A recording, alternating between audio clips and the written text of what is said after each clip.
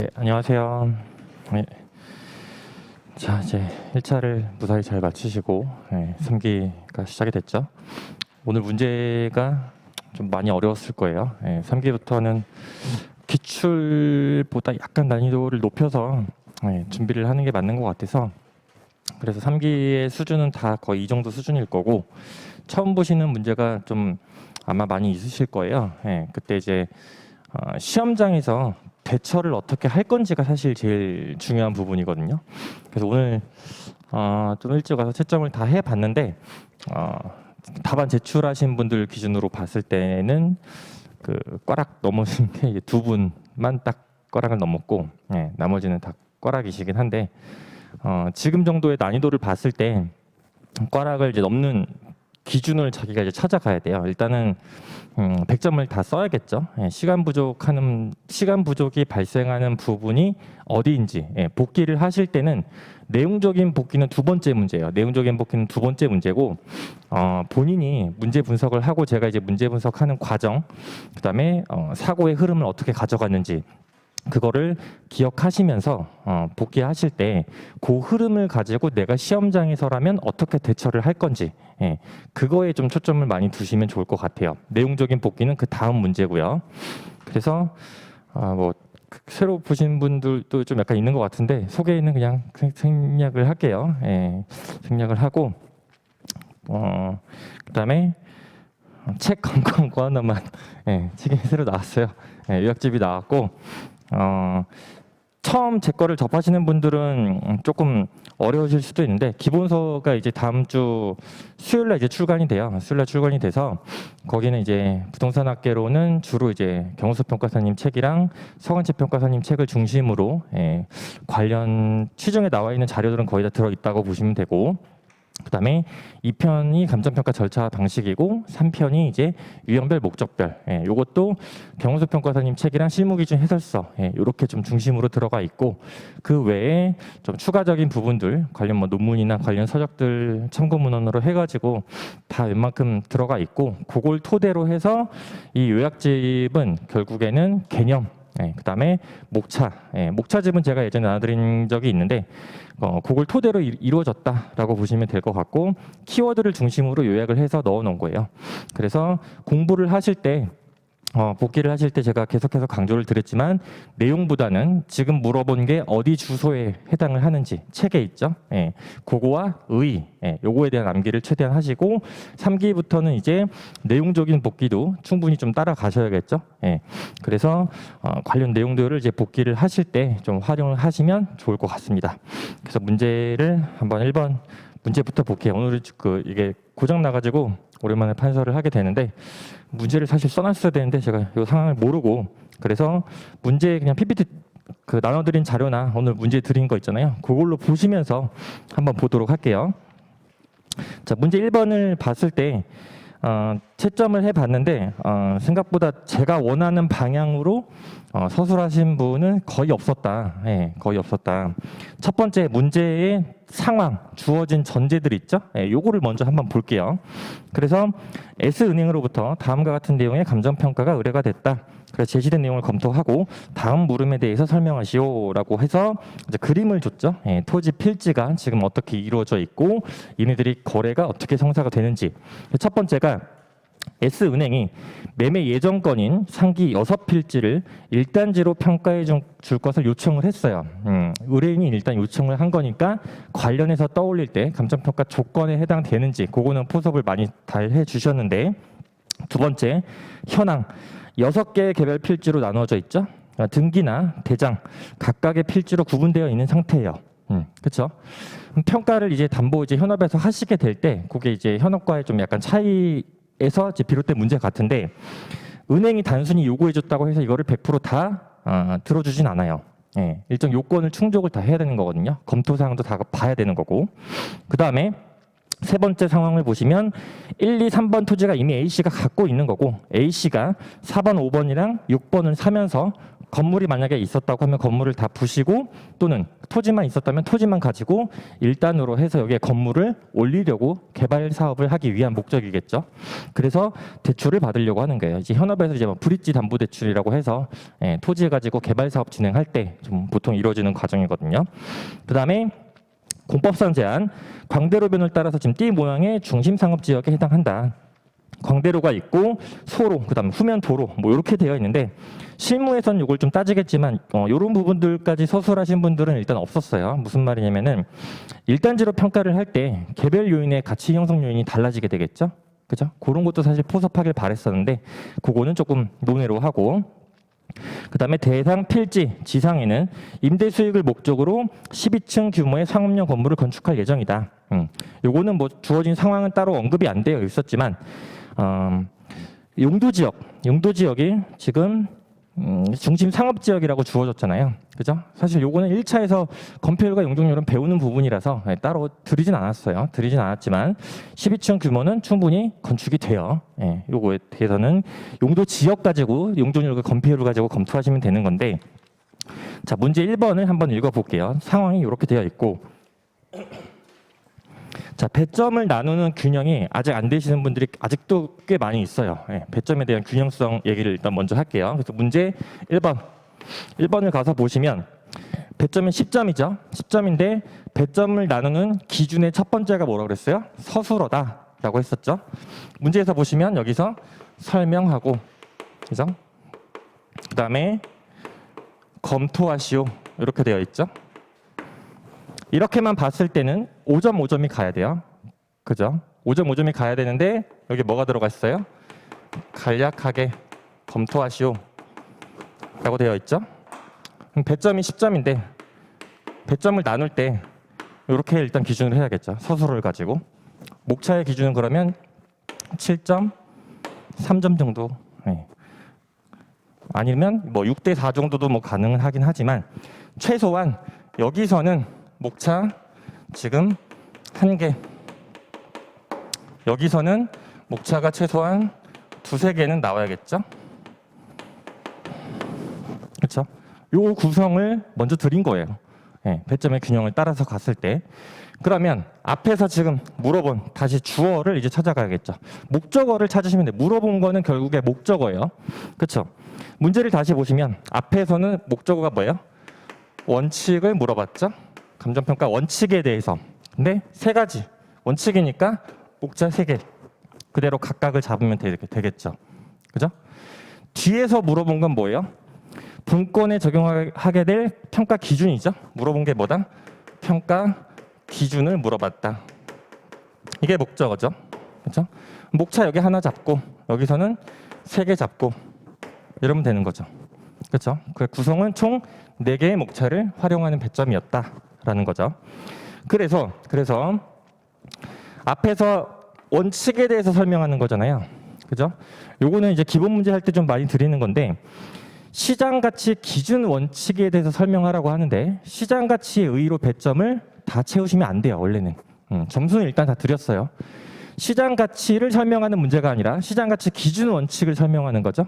걔네들의 배점이 늘어날 경우에 부수적으로 시장 가치에 대한 의의를 설명을 하는 거지, 시장 가치 기준 원칙이 뭐다라는 것부터 설명을 해야 되죠. 그죠? 그러면 두 번째, 여기는 시장 가치 기준 원칙일 거고, 그다음에 현황, 그다음에 개별 물건 기준 원칙일 텐데, 얘네들을 동등한 배점을 가지고 가려면 결국에 배점상으로 봤을 때 원칙이 뭐고, 그래서 원칙 안에서 요건과 검토 사항이 각각에 있죠. 예외에 대한 내용들이 들어갈 수도 있고요. 그렇죠? 그래서 배점의 내용으로 봤을 때는 원칙과 예외에 대한 내용으로 적어주시거나, 원칙이나 요건이나 검토 사항 이런 내용들이 있으면 걔네들만 나열하면 돼요. 걔네들만 나열해도 이미 배점이 넘쳐요. 시장 가치의 의의를 쓸 배점은 사실 없었다. 실제 의도는 그거였어요. 그죠? 요거는 시험장 가서 항상 고민하셔야 되는 문제예요. 거기에 나오는 의의를 쓸 건지 말 건지. 그죠? 관련 내용으로 내가 배점을 다 채우기 힘들면 그때 관련 의의를 서술을 하셔도 되지만 점수는 그만큼은 다 드릴 수는 없다는 거예요. 물어본 게 아니니까, 주된 물음이 아니기 때문에. 그죠? 그거 반드시 기억하세요. 두 번째 문제 가서 보시면, 두 번째 문제가 지금 배점이 20점이죠. 20점인데 20점을 제대로 활용하신 분은 사실 많이 없어요. 물어본 게 S은행이 요청한 조건을 전제로 한 감정평가 가능성을 검토하라. 서술어는 검토하시오고 배점은 20점이죠. 배점이 20점이라는 얘기는 목차가 최소한 6개에서 8개는 나와야 된다는 얘기예요. 최소한 6개예요. 10점이 3개니까. 그죠? 그러면 요거에 대한 배점을 가지고 검토를 해야 되는데 첫 번째 물어본 게 뭐냐? 물어본 게 뭐예요? 물어본 게 감정평가에 대한 가능성을 물어본 거죠. 이걸 물어본 거예요. 감정평가가 가능한지를 물어본 거예요. 그죠? 요거에 대한 주어가 뭐예요? 조건을 붙여서 감정평가를 할 수 있냐를 물어본 거죠. 일단지가 가능하냐라고 물어보지 않았어요. 그죠? 근데 일단지 얘기를 생각보다 많이 쓰셨어요. 조건이 가능한지 요거에 대한 규정만 사실 제대로 알고 있으면 첫 번째가 뭐예요? 요건이 충족되는지 어디에 해당하는지 그 다음에 검토사항을 봐야겠죠? 그렇죠? 검토사항에서 뭘 봐야 되는 거예요? 합리성, 그 다음에 합법성, 실현 가능성이죠. 그렇죠? 요 문제는 사례형이잖아요. 얘를 얼마만큼 주어진 상황을 가지고 포섭을 잘 했냐를 물어보고 싶었던 문제예요. 그렇죠? 배점이 여기에 많이 가야 되는데, 그렇죠? 요거를 제외하더라도 요건과 검토 사항에 대한 내용을 너무 간략하게 쓰신 분들이 많아요. 그죠? 배점이 최소한 목차가 6개에서 8개가 들어가야 되는데 요거를 너무 간과했다라는 거죠. 그죠? 그래서 요거에 대한 좀 내용을 구체적으로 다루길 원했었고 물음 3번에서 가서 보시면 첫 번째 상기 의뢰 물건에 대한 요거는 요것도 문제를 잘 못 읽으신 분들이 많아요. 문제 다시 읽어볼게요. 상기 의뢰 물건에 대한이에요. 이미 주어가. 그죠? 의뢰 물건이라고 줬어요. 의뢰 물건이 뭐예요? 토지죠. 토지예요. 토지를 평가하는 거예요. 자, 그 다음 보시면 검토하는 건데 뭘 검토하는 거냐? 감칙상 원칙적인 감정평가 방법과 그 외의 감정평가 방법 적용 시 유의해야 될 사항에 대해서 검토하라. 잘 읽어보세요. 물어본 게 감정평가 방법을 물어봤어요. 유의사항을 물어본 거잖아요. 그죠? 유의사항에 대해서 답을 일단 기본적으로 해야죠. 유의사항의 주어가 뭐예요? 2개잖아요. 원칙상 평가 방법 시 유의사항과 그 외의 방법 적용 시 유의사항을 물어본 거지. 그죠? 방법에 대한 단순한 나열만을 하시면 안 된다는 거죠. 그죠? 그래서 여기서도 공시지가기준법이나 뭐 다른 방법에 대한 의의로 배점을 채운다. 그거는 직접적인 물음에 대한 답을 한 게 아니에요. 그죠? 예, 그거를 아직까지 잘 안 되고 있는 것 같아요. 제일 채점을 해봤을 때.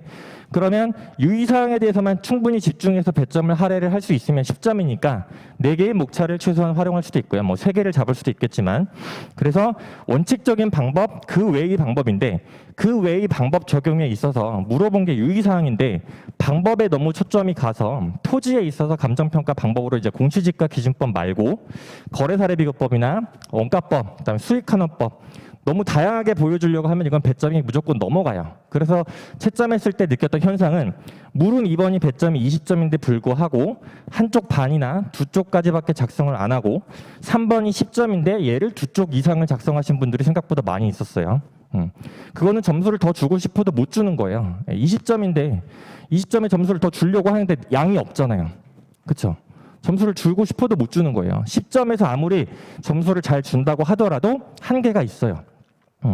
채점 기준에 대해서 사실 구체적으로 뭐 공단에서 발표를 하고 있진 않지만 예전에 채점평을 기준으로 하면은 거기에 뭐라고 나와 있냐면 잘하면 7점, 만점에 가까우면 8점이라고 사실 채점평에 언급이 된 게 있어요. 예. 그래서 제가 채점 드리는 기준도 사실 거의 거기에 기준해서 사실 드리고 있는 거거든요. 10점 기준으로. 그래서 보시면 10점 기준으로 했을 때 잘 썼으면 제가 6점을 드려요.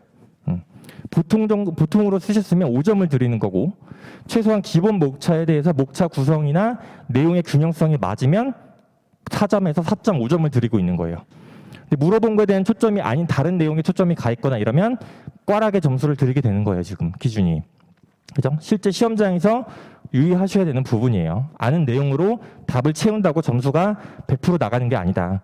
그래서 제가 이제 몇 번 말씀드렸지만 제가 지금 드리는 채점을 기준으로 했을 때 실제 수험생들이 얻었던 점수가 되게 유사한 경우가 많아요. 예. 그래서 그 기준을 항상 생각을 하시고 접근하세요. 그리고 나서 자, 목차를 보시면 목차에서 물음 1번 목차는 그냥 보시면 될 것 같고 물음 2번을 볼게요. 물음 2번. 물음 2번에서 목차를 그러면 얘를 어떻게 이제 활용을 했느냐. 자, 요게 조건과 관련해서 요것도 답안지 서술을 보면 1단지랑 헷갈렸던 이유가 조건에 대한 명확한 개념이 성립되지 않아서 그런 거거든요. 그거는 예시답안으로 먼저 가서 볼게요. 예시답안 가서 보시면 자, 3페이지 보시면 자, 감정평가상 결부 조건이라고 되어 있죠. 예. 조건과 관련해서는 원래는 이 두 가지에 따라서 조건이 달라지는 거예요. 그러니까 1단지라고 하는 거는 여기에 이미 포함이 되어 있는 내용이에요. 조건을 기준으로 할 수 있는지에 대해서. 그래서 대상 확정하는 데 있어서 조건을 부과할 수가 있고 가치 형성 요인을 상정해서 부과하는 조건이 있는 거예요. 네, 이 내용은 경수평가사님 감정평가론 책에 다 나오는 내용이에요. 네, 그래서 내용을 조금 이거는 배점보다 살짝 조금 더 썼어요. 이해를 위해서. 그래서 대상 확정 조건을 보시면 물리적 범위와 권리 태양에 관한 사항을 확정하기 위해 필요한 조건을 얘기하는 거죠. 그래서 예를 좀 길게 썼고 그 내용들을 보시면 4쪽에서 보시면 셋째 줄부터 볼게요. 그리고 제시된 조건이 현황과 상이한 상태를 전제로 감정평가를 요청한 경우에는 현재 이용 상태를 기준으로 발휘되는 유용성이 아니라 기대되는 유용성을 전제로 한다. 그죠? 개별 필지가 아니라 지금 기대되는 1단지로서의 유용성을 기준으로 해서 상정을 하게 된다라는 거죠. 그죠? 그 다음에 가치 형성 요인의 상정상 조건을 보시면 지역 요인이나 개별 요인과 관련해서 얘는 상정을 하게 되는 거죠. 개별 필지로 하게 될 경우에 도로에 접한 상태와 형상이 다르죠. 1단지로 했을 때 도로의 상태가 삼면각지로 바뀌죠. 형상도 가장형으로 바뀌죠. 실무할 때 하시잖아요. 그죠? 네, 그 내용이 여기 들어가 있는 거예요. 그래서 원래 출제 의도는 물음 1번에서는 은행이 요청을 했지만 개별 감정평가 기준 원칙에 따라야 되고 만약에 이러한 조건을 충족을 했을 경우엔 일괄로 할 수 있다라는 얘기가 들어간 거고 그 내용은 물음 2번에서 물어보고 있으니까 물음 2번에서 검토를 한다라고 넘긴 거죠. 그죠? 물음 3번에서는 어떻게 나와야 돼요? 내가 조건이 가능하다라고 봤으면 이미 1단지를 기준으로 해서 조건이 형성되는 그 실현 가능성이 다 있는 걸 전제로 해서 평가가 이루어지는 거죠. 그렇죠? 근데 물음 3번에서 다시 개별 감정 평가 얘기가 나오는 거는 논리상 안 맞죠. 그죠? 그런 부분들이 서술이 채점을 했을 때 잘 안 돼 있었어요. 물음 1, 2, 3을 굳이 이렇게 된 이유는 얘네들을 연결해서 보려고 한 거예요. 연결해서. 물론 물음 1번에서 그냥 일괄 감정 평가가 가능하다 또는 조건을 부과해서 가능하다 이렇게 서술해서 감점을 드리진 않았어요. 감점을 드리진 않았는데 그 내용을 사실 답안을 읽어보시면 물음 1번에서 가능하다고 해놓고 물음 2번에서 가능성을 또 검토하는 반복이 되겠죠. 그죠? 네. 그런 것들을 좀 유념해서 사실 문제를 낸 거였었고 다 예시 답안에서 이제 5쪽을 한번 볼게요. 합리성과 합법성, 그 다음에 실현 가능성, 그 다음에 하나를 더 넣었어요. 요거는 안 쓰셔도 돼요. 안 쓰셔도 되는데 요거는 이제 보통 일본 기준에서 많이 나오는 얘기들이에요. 그러니까 우리 기준에는 합리성과 합법성, 실현 가능성 요 세 가지만 얘기를 하고 있는데 일본 기준에서는 제3자에 대한 이익 침해 가능성 요것도 같이 검토를 하거든요. 요 문제는 사실 거기와도 좀 관련이 되어 있어서 요거를 굳이 넣은 거예요. 요거는 안 썼다고 해서 감점이 전혀 아니에요. 그래서 기본적인 내용을 쭉 설명을 하면서 부수적으로 설명을 한 거죠. 배점을 채우기 위해서. 지금 전체 목차는 7개를 썼지만 6개만 써도 충분하고요. 그러면 6쪽을 볼게요. 사안의 경우가 제일 중요한 거예요. 이게 보고 싶어서 앞에서 지금까지 물음 1번, 물음 2번 앞에를 설명한 거거든요. 자, 합리성을 보실 때 여러분들이 포섭하는 것들은 그래도 건드리기는 했지만 얘네들을 구체적으로 서술을 하는 데 있어서 좀 한계가 계속 나오고 있거든요. 합리성을 보시면 자, 제시한 조건이 통상적인 시장 참가자 시각에서 노선 상가에 인접한 개개의 필지를 합필해서 신규 건물을 건축함은 개개의 필지로 쪼개져 있을 때보다 더 많은 공간, 임대 공간을 만들어내고 거기서 더 큰 수익을 창출할 수 있다는 점에서 합리적이다라고 썼죠. 그죠? 이렇게 하셔도 되고 또는 시장 참가자의 효용이나 선호도, 행태 그런 것들을 가지고 합리성이 인정된다라고 서술을 하셔도 되겠죠. 두 번째, 합법성인데 여러분들이 답안을 서술하실 때 보면 이 합법성을 구별을 해서 좀 서술을 하셔야 되는데 합리성에 그게 섞여 있는 경우가 많아요. 특히 12층 규모의 건물을 건축이 가능하다라는 거 이런 것들 얘가 합리성이라고 넣었다고 해서 꼭 반드시 틀린 건 아니지만 걔는 사실 적법성 측면과 훨씬 더 관련이 있겠죠. 그래서 합법성 검토에서 보시면 건축법상 6개 필지를 일괄로 건축 허가를 득할 수 있을 것이고 법적 측면에서 봤을 때 사안에서 특별히 문제되는 게 없었잖아요. 그렇죠? 그다음에 국토계획법상 중심상업지역 여기에 대한 건폐율과 용적률을 감안할 때는 12층은 신축이 가능해요.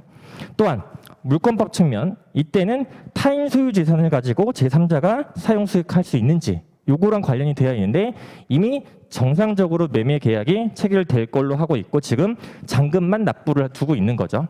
잔금만 되고 있을 경우에 있어서는 뭐 크게 잘 파기될 확률은 그렇게 많진 않아요. 그래서 적법성이 지지가 될 수 있다. 즉, 제 타인 소유 재산을 지금 사용 수익하는데 영향이 없다라는 거죠. 적법하다라는 거죠. 실현 가능성 여기서는 뭐 크게 문제가 될 게 없었고 그리고 제3자의 이해관계를 봤을 때도 매매 계약이 정상적으로 체결될 걸로 보이니까 감정평가가 가능하다고 보인다라고 한 거죠. 그죠? 그 다음에 물음 3번에서 그러면 목차를 보시면 공시지가 기준법이나 이런 의의를 저는 안 썼죠. 그죠? 유의사항에 포커스를 둔 거예요. 물어본 게 유의사항이니까. 근데 공시지가 기준법 일단 오케이. 근데 왜 수익하는 법을 썼냐? 이거는 정답이 있는 건 아니에요. 수익하는 법 대신에 거래사례 비교법을 쓰셔도 되고요. 개발법을 쓰셔도 되고 단 가산 방식은 좀 그렇죠. 그죠? 가산 방식 같은 경우는 보통 전답 임야를 가지고 하는 건데 얘는 이미 지목이 대지인 중심상업 지역에 있는 상태이니까 굳이 개를 끌고 올 생각은 안 해도 되겠죠.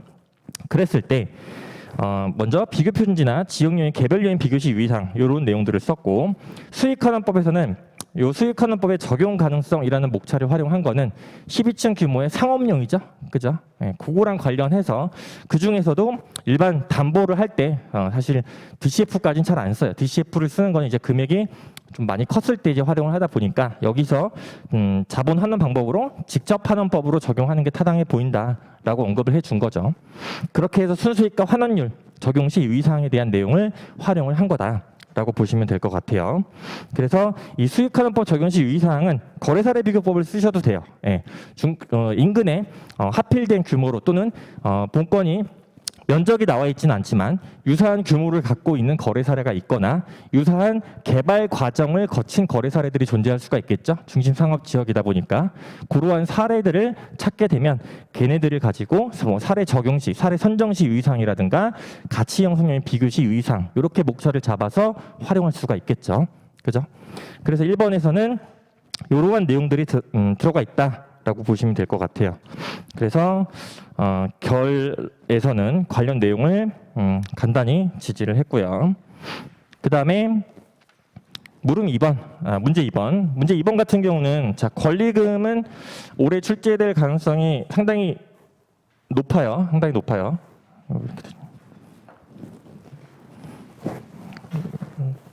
이걸로 주면 안 될 것 같은데.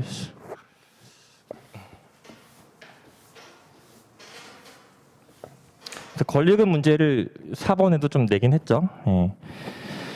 자, 그래서 권리금은 실무로도 나올 가능성이 있어요. 이론에서 1순위라고 하는 거는 실무에서도 1순위가 될 거예요. 그죠? 그래서 권리금에 대해서 잠깐 먼저 검토를 해볼게요. 여러분들이 권리금 관련해서 권리금에 대한 감정평가만 너무 집중을 하고 있는데 권리금에 있어서 권리금과 관련한 감정평가를 만약에 맡기게 될 경우에 평가액으로 결정해요? 아니에요. 두 개죠. 법에 뭐라고 돼 있어요? 신규 임차인이 지금 임차인에게 지급하려고 하는 권리금이 있어요. 두 번째, 임대차 종료 당시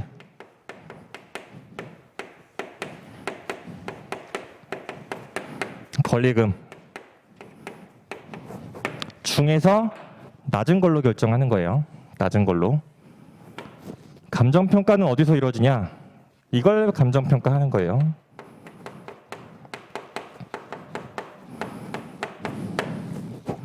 적정 권리금을 감정평가를 하는 거죠. 그죠? 두 개 중에서 이거 실무 문제로도 나올 수 있는 거예요. 이미 임차인이 신규 임차인이 임차인한테 권리금을 얼마로 줄 거다라고 줄 수도 있어요. 문제에서. 그죠? 그거랑 이 권리금을 지급하는 게 임차인이 봤을 때 너무 과도하다. 보통 소송에서 이제 나오게 되겠죠. 권리금은 1억을 내라고 하는데 1억이 적정하냐. 그래서 평가를 맡기는 거예요. 얘가 예를 들어서 1억이고 평가를 해봤더니 뭐 8천만 원이다. 그러면 얘로 지급해라 라고 소송에서 결정을 하는 거죠. 권리금 감정평가는 요게 가장 큰 틀이에요. 여기서부터 시작을 하는 거고 그 다음에 감정평가 관련한 내용들을 들어가야겠죠. 그죠? 그래서 감정평가의 기준 내용들이 여기서부터 나오는 거예요. 예, 요거는 상가 임대차 보호법 그 규정에 나와 있는 내용이에요. 그래서 그 내용은 제가 예시 답안의 결 부분에다가 썼어요. 결론에다가. 자, 그래서 문제를 가서 보시면 PPT는 이게 그 수정이 안 된 거라서 원래 문제로 보시면 돼요. 종류로 내려고 하다가 그러면 좀 다른 거 쓸까봐 이제 유형으로 해서 지역 권리금, 영업 권리금, 시설 권리금, 이익 권리금 요 내용을 쓰도록 좀 유도를 해서 문제를 좀 변형을 한 거였고, 그래서 지역 권리금과 영업 권리금, 그다음에 시설 권리금, 이익 권리금. 자, 이익 권리금은 굳이 기억은 안 해도 돼요. 예, 해설서에는 허가 권리금 뭐 이렇게 이제 기재가 되는 것도 있거든요. 근데 요거는 최근에 이제 권리금 감정평가 관련한 이제 논문에서 발췌를 한 거다라고 보시면 돼요. 다만 논문은 찾아보실 필요는 없어요. 지금 예시 답안에 정리된 내용만으로 정리를 하셔도 충분한 거예요.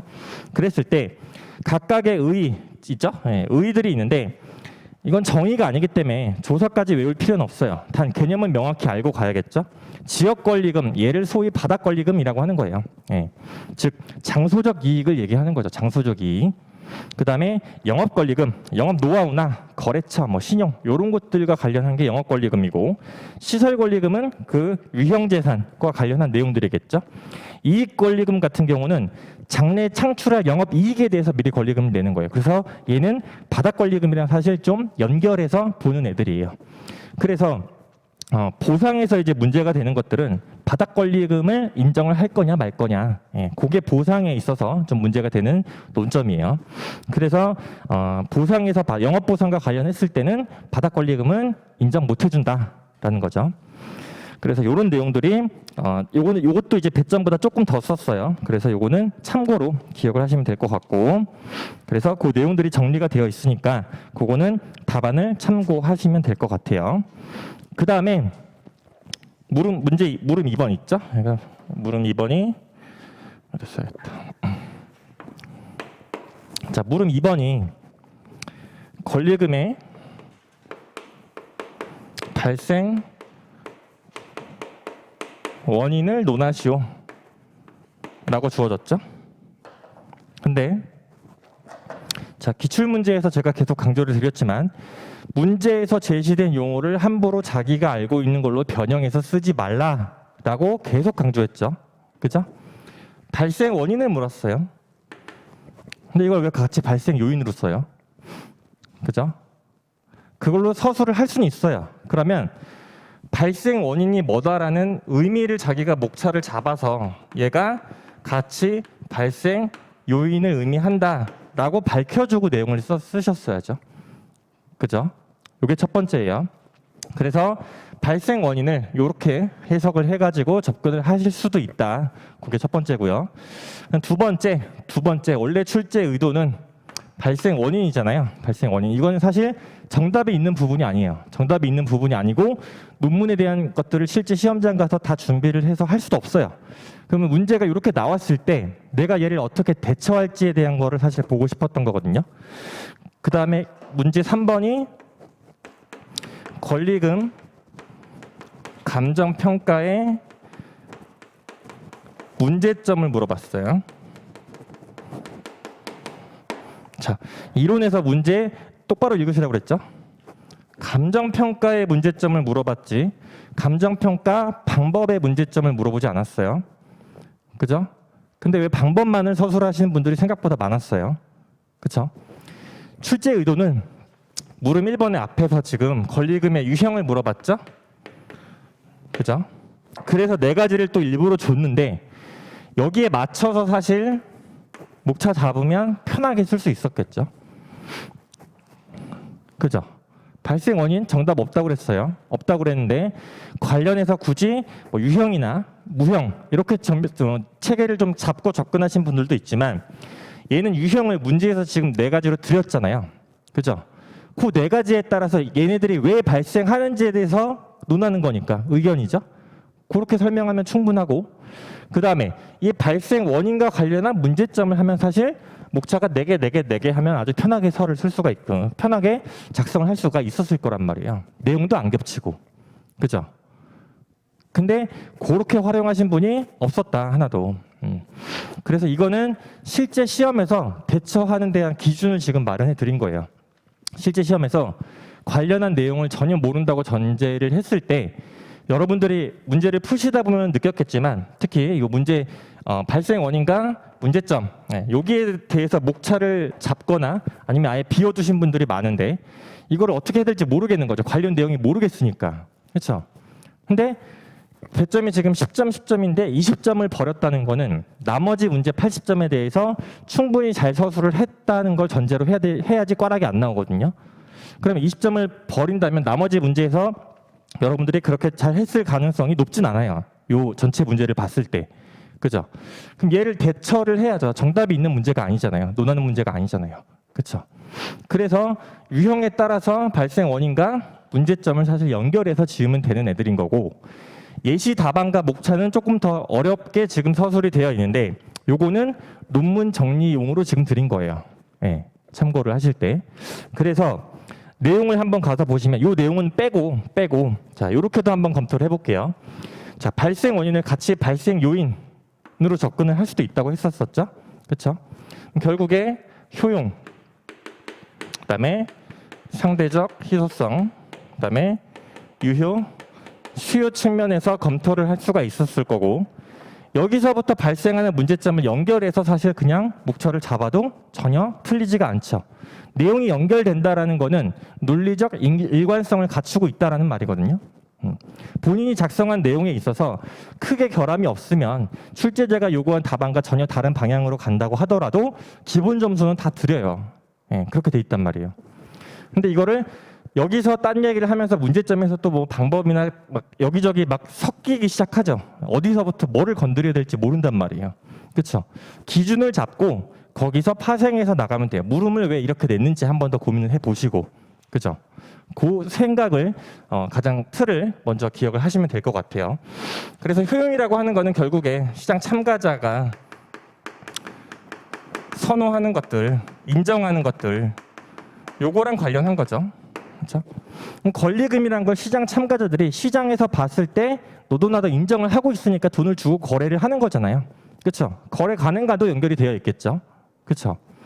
그다음에 상대적 희소성이라는 거는 결국에 상대적으로 희소하다는 건데 수요가 공급에 비해서 많이 나타나고 있으니까 권리금, 그 장소적 이점에 대한 대가를 지불하고서라도 경쟁에서 이기려고 하는 거잖아요. 수요가 많은 거니까. 그렇죠? 유효 수요라는 거는 결국에 구매력과 구매 의사가 있는 거죠. 지불할 의사가 사실은 얘는 좀 더 중요하겠죠. 지불할 의사가 있다라는 거는 시장에서 걔를 인정을 하고 있고 수요도 더 많이 공급되고 있는 상황이니까 그래서 그만큼의 대가를 더 지불하고서라도 내가 이익을 얻으려고 하는 거죠. 그렇죠?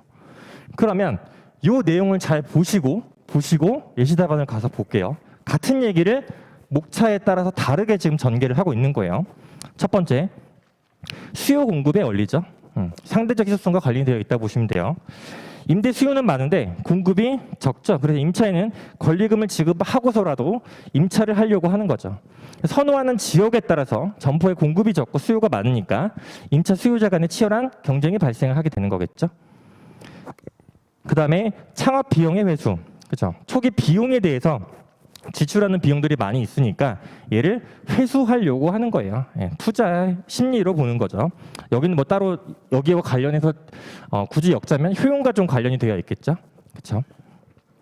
그다음에 선 지급한 권리금의 회수. 이것도 사실 효용과 좀 관련이 있죠. 먼저 지급한 신규 임차인이 들어갈 때 기존에 만약에 내가 임차인이고 새로 임차인이 들어와요. 그럼 이 사람은 내가 그 전에 얼마를 냈으니까 그거는 최소한 돌려받고 나가야겠죠. 그렇죠. 그런 얘기들이죠. 경제적 동기가 발생을 한다라는 거고.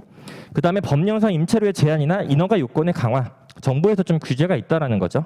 그래서 차임 증액 청구권, 즉 임대료를 올려서 받으려고 하는데 그게 제한이 있으니까 임대료 대신에 권리금으로 더 퉁쳐서 더 받고 나가겠다라는 거죠. 그런 내용들이 정리가 되어 있고 이 정도만 준비하셔도 상관없을 것 같아요. 논문은 따로 보실 필요 없고. 그다음에 권리금 감정평가의 문제점도 마찬가지예요. 요거는 이제 제시되는 그 내용들이라서 요거는 간단히 읽어보시면서 접근을 이렇게도 할 수 있다 정도만 기억하시면 돼요. 첫 번째가 지역 권리금과 영업 권리금의 구분 여부. 이거는 보상에서도 문제가 되는 얘기예요. 보상에서도 바닥 권리금이 인정을 해줄 수 있는지 그런 것들과 관련이 되어 있다 보니까 거래 사례에 지역 권리금과 영업 권리금이 구분되어 있지 않죠. 그냥 한 번에 얼마, 권리금 얼마 이렇게 이제 형성이 되어 있다 보니까 평가를 할 때도 유형과 무형으로만 구별을 하지 얘를 지역 권리금이나 영업 권리금으로 따로 구별을 안 하죠. 그렇죠? 이런 것들을 어떻게 처리할지가 문제가 된다. 두 번째, 무형재산의 수익하는 법 적용할 때 영업상 이점을 어떻게 얼마만큼 반영을 할 거냐. 시장이 호황이면 권리금은 당연히 더 그만큼 많이 받겠죠. 시장이 불황이면 당연히 권리금도 깎을 거고요. 임대료도 마찬가지로 그렇게 형성이 되겠죠. 그죠? 그다음에 계약갱신 청구권. 즉 법에는 10년으로 규정이 되어 있죠. 10년으로 규정이 되어 있는데 내가 10년을 다 하고 안 나갈 수도 있잖아요. 5년만 하고 나가는데 10년치를 그럼 다 받아야 되냐? 그거 좀 문제가 되겠죠. 그렇죠? 즉 여기서 얘기하고 있는 거는 14쪽 가서 보시면 그 밑에서 네 번째 줄 권리금 존속기간의 판단이 중요하다는 얘기예요. 권리금 존속기간. 즉 임대차 계약 기간 이내로 제한이 되니까 이 10년을 다 적용할 수 있는지 이게 문제가 된다라는 거죠. 그래서 권리금에 대한 거래 제도의 도입도 필요하다. 이런 얘기가 있는데 요거는 굳이 답안에 작성을 안 하셔도 되고 기억을 안 하셔도 되는 부분 중에 하나예요. 얘는 결론에다가 활용을 하셔도 돼요. 결론에서 보시면 권리금 평가의 목적은 요거는 좀 중요한 부분이니까 기억을 해두세요. 답안지의 결론에 활용하라는 얘기가 아니라 내용을 기억하셔야 되는 부분이에요. 임대인이 임차인의 권리금을 회수할 수 있는 기회를 박탈한 것에 대한 손해액 산정을 위한 소송평가가 사실 대부분이에요. 권리금은. 그래서 권리금의 적정 가격을 그럼 시장 가치에 할 거냐 그렇지 않을 거냐가 문제가 되는데 아까 처음에 얘기 드렸던 대로 신규 임차인이 임차인에게 지급하기로 한 권리금 요거랑 임대차 종료 당시의 권리금 이걸 감정평가하는 거라고요. 이거 중에서 낮은 금액을 넘지 못하니까 이 규정에 비춰 봤을 때 당사자에게만 타당한 거래 금액 요거를 인정하는 건 아니니까 시장 가치에 의하면 타당하다라는 거죠. 그렇죠? 예. 이 내용은 기억을 해주세요. 그리고 대부분의 모든 물건은 시장 가치 외의 가치로 실제 현업에서 잘 안 써요. 말 나온 김에 아까 문제 1번에서 잠깐만 언급을 드리면 요거를 한두 분 정도가 이제 그 시장 가치 외의 가치로 뭐 한정 가치로 이렇게 하신 분이 있는데 담보로 할 때 그렇게 나가는 경우는 없다고 보시면 돼요. 담보에서 시장 가치 외의 가치로 하는 경우는 극히 드물다. 그다음에 그래서 이렇게 내용을 정리하시되 그럼 시험장에서 정리할 때는 아까 어떻게 하시면 된다? 이렇게 유형에 따라서 요거를 맞춰서 지역 권리금, 영업 권리금 그 내용들을 토대로 해서 발생 원인과 문제점을 배점에 맞게만 지어서 쓰시면 돼요. 이거는 내용이 틀린다고 하더라도 꽈락은 무조건 면할 수 있는 대처예요. 그죠? 전혀 관련 없는 얘기를 서술할 게 아니고 여기에 좀 조심을 하시면 좋을 것 같아요. 자, 그 다음에 문제 3번. 문제 3번이 어려웠죠? 그죠?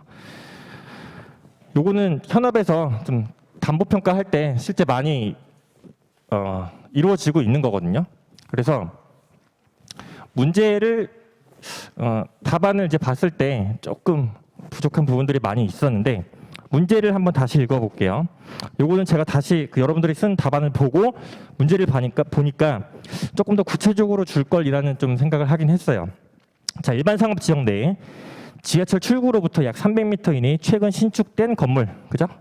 이런 거 나올 때 머릿속에서 그림으로 그려서 좀 도식화 시켜가지고 접근을 하시면 좋을 것 같아요. 뭐 지하철역이 있고 여기서 이제 건물이 이렇게 있는데 이 해당 건물이 여기 있겠죠? 뭐 3번 출구라고 하고, 자, 요 건물이 신축된 건물이에요. 그렇죠? 얘를 조금 확대해서 볼게요. 1층만 볼게요. 1층 평면도라고 할게요. 1층. 그렇게 됐을 때 상가는 위치에 따라서 달라진다.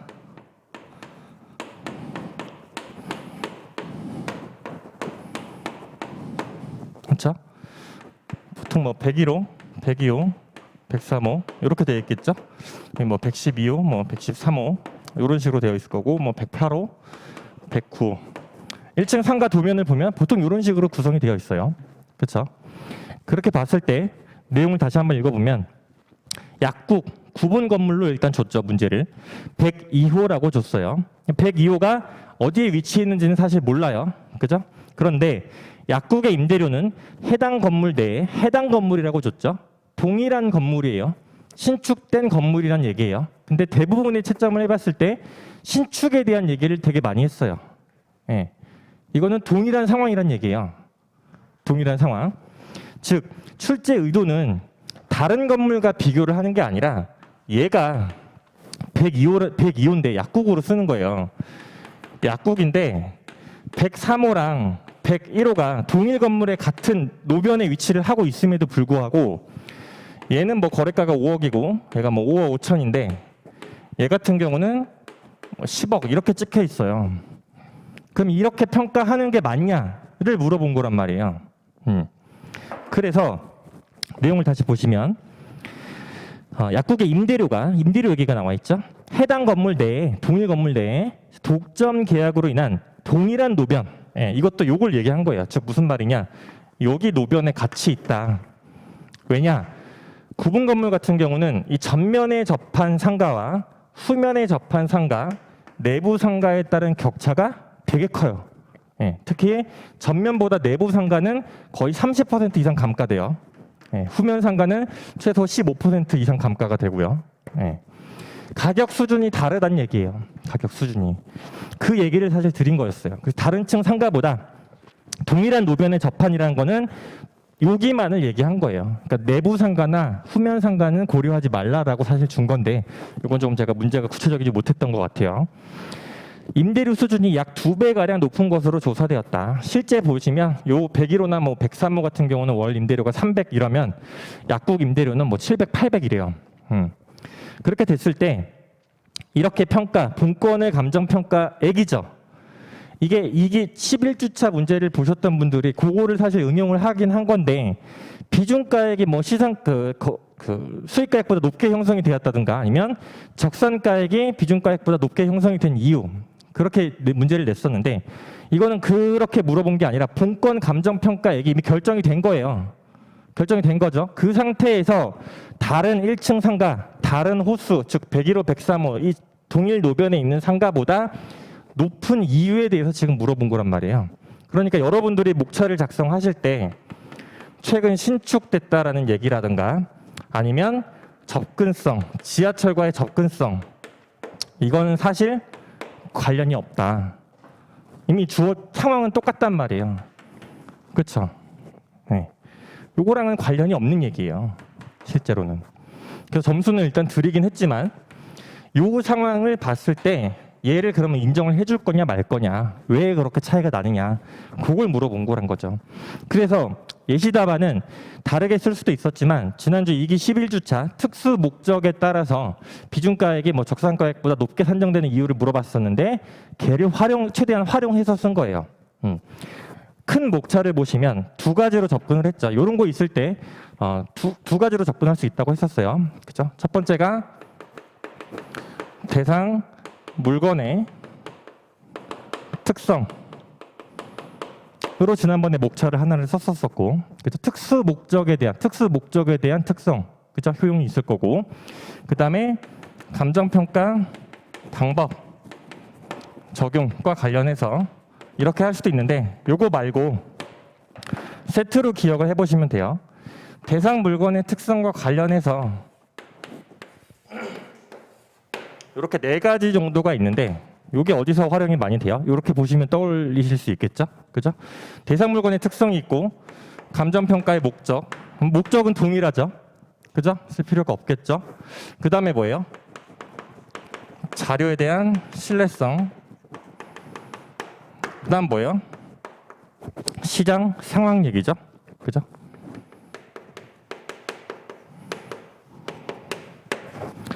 여기서 파생해서 나온 목차예요. 목차가. 다시 볼게요. 첫 번째, 약국의 특성상 이유죠. 그죠? 약국의 특성을 봤을 때 거래의 특수성이 있다. 독점 계약이죠. 독점 계약. 그죠? 그래서 독점 계약에 따라서 특히 얘네들 같은 경우는 그 독점 계약에 따른 프리미엄을 시장 참가자가 인정을 해준다라는 거죠. 거래 관계에 있어서. 그래서 그걸 인정하기 때문에 본권 감정 평가액이 더 높을 수 있다라는 얘기를 하나를 쓴 거고, 두 번째 임대료 수준, 수익가액의 지지가 될 수 있겠죠. 구분 건물이니까 비중가액을 원칙으로 하겠죠. 그죠? 거기서 비중가액이 좀 높은데 그걸 설명하기 위해서 수익가액이 지지가 된다라는 지지가 된다라는 결론을 보여주기 위한 거죠. 즉 다시 말하면 밑에서 세 번째 줄 보시면 시장 참가자는 높은 수준의 임대료를 지불할 의사가 있게 된다라고 됐었죠. 지불 의사가 아까 뭐였어요? 유효 수요랑 관련이 되어 있죠. 그죠? 그다음에 채권 회수의 안정성이죠. 요거는 아무도 안 건드렸더라고요. 담보 얘기를 아무도 안 했어. 담보 감정 평가의 의의를 써놓고 담보잖아요. 담보 목적에 부합하냐 안 하냐. 요거는 하나는 사실 건드려 줬어야 되거든요. 요거를 아무도 안 건드렸다. 그렇죠? 목적 정해져 있다고 그랬잖아요. 요 4가지를 가지고 요 4가지 제목이 뭐였어요? 시장가액 조정 시 유의사항이라든가 시장가액 조정의 판단 기준이잖아요. 요 4가지가. 그렇죠? 요거를 활용해서 사실 목차를 잡았어도 4개는 뽑았어요. 그렇죠? 요거를 좀 활용하셨으면 좋겠다. 요 기준이 기본적인 내용을 토대로 사안에 따라서 얘를 적용해서 찾아가는 거예요. 요거를 활용하셔야 돼요. 시험장 가서 사례형이 나왔을 때. 그래서 채권에서의 안정성에서는 결국에 임차인의 질이 높다. 약국이잖아요. 약사가 돈 뭐 못 벌겠어요? 잘 벌겠죠. 그죠? 약사가 임대료를 못 내는 경우는 사실 별로 없어요. 그렇게 많지 않아요. 다만 뭐 신용 상태에 따라서 개개인의 차이에 의해서 약간 차이는 있을 수는 있겠죠. 그다음에 17쪽 보시면 감정평가 방법의 이제 성격 등 요구에 따른 이유로 시장성이랑 수익성, 시장의 거래 가능 얘기를 했었었고 임대료에 대한 얘기는 수익성과 관련이 되어 있겠죠. 요걸 따로 뽑아낸 거죠. 그래서 가격 수준이 다른 가격 수준을 형성한다. 요 얘기한 거죠. 여기서. 그렇죠? 임대료에 대한 수준에 따라서 여기 실거래 가격도 이렇게 다르게 찍혀요.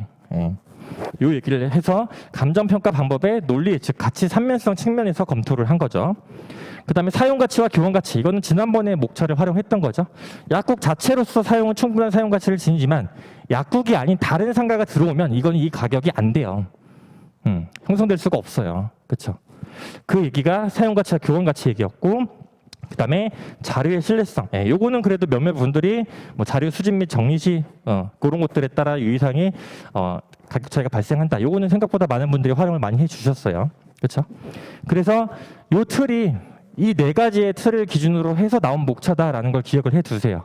기본적인 틀을 가지고 거기서 사안에서 적용할 수 있는 거를 지금 찾아서 막 바꿔준 거예요. 그렇죠? 바꾸기가 힘들다. 그럼 목차를 그냥 이걸로 쓰세요. 목차를 이걸로 쓰면서 내용을 여기에 맞게만 서술하시면 되는 거예요. 그렇죠? 목적 얘기면 담보 목적이니까 담보와 관련된 얘기를 쓰면 되는 거잖아요. 그렇죠? 사안포섭 하실 때 기준이 반드시 있어야 된다. 기준이 아무거나 떠오르는 대로 막 생각을 하기 시작하면은 이건 목차 구성도 힘들고 분명히 3가지 이상 생각하기가 힘들어요. 한계가 있기 때문에 일반적인 기준을 토대로 해서 목차를 따라가시면 좋겠다. 그래서 요거에 대해서 일단 말씀을 드렸고, 마지막 문제 4번은 그냥 빨리 쓰라고 사실 던져준 문제인데 정리가 안 되신 분들이 많이 있어요. 요거는 권리금과 관련한 그 실무 매뉴얼에 나와 있는 내용이에요. 3가지 방식이 있어요. 요거는 정확히 기억을 해두세요. 관련한 내용을 이거는 그리고 세 가지 방식이 비율 추출 방식, 그다음에 비교 사례. 비율 추출은 일정 비율을 가지고 하는 거. 이걸로 사실 현업에서 거의 다 해요. 거의 다 하고 비교 사례 추출하는 방식이랑 즉 권리금이 있는 거랑 권리금이 없는 차이. 상가 금액 차이 요걸로 비교 사례를 추출하는 방식인 거고 공제 방식 권리금 외에 나머지 생산 요소별로 기여분에 대해 해당한 걸 공제하고 요 세 가지 방식이 규정이 되어 있는 내용이니까 규정 기억하시면서 정리를 하시되 하나 말씀드리고 싶은 거는 관련한 내용을 정확히 모른다고 했을 때 이거를 억지로 만들어 쓰지 마세요. 억지로 만들어 써봐야 점수가 별로 못 들어가요. 물론 이제 몇몇 분들이 3방법을 활용을 해가지고 그거를 만들어 쓰신 분도 있는데 얘는 이미 전제가 수익환원법이죠. 그렇죠? 그 안에서 해결을 해야 되는 거고 두 번째 관련 의의를 너무 많이 써요. 여기서 권리금 의의 쓰시고 수익환원법 의의 쓰시고 무형재산의 의의를 쓰기 시작하면 물어본 거는 뭐예요? 무형재산의 영업이익도 아니에요. 귀속 영업이익이에요. 그거의 산정 방법만을 물어봤는데 무형재산 권리금 수익환원법 이거에 대한 의의로 배점을 채워봐야 걔네들은 많이 줘봐야 2점이에요. 점수가 별로 들어갈 수가 없다. 관련 의의로 배점을 전부 채웠다고 해서 점수가 잘 안 나오는 경우가 이런 경우예요. 본인은 빠짐없이 내용을 다 잘 썼다고 생각을 했지만 물어본 거에 집중을 하지 않은 거는 배점이 당연히 안 들어간다는 얘기예요. 거기서 좀 유의하시면서 다음 주에도 이제 문제를 푸실 때 그걸 항상 기억을 하시면서 접근하는 마인드를 그렇게 좀 잘 기억을 해서 활용을 해주시면 좋을 것 같습니다. 그래서 오늘 여기서 마치도록 하겠습니다. 고생하셨습니다.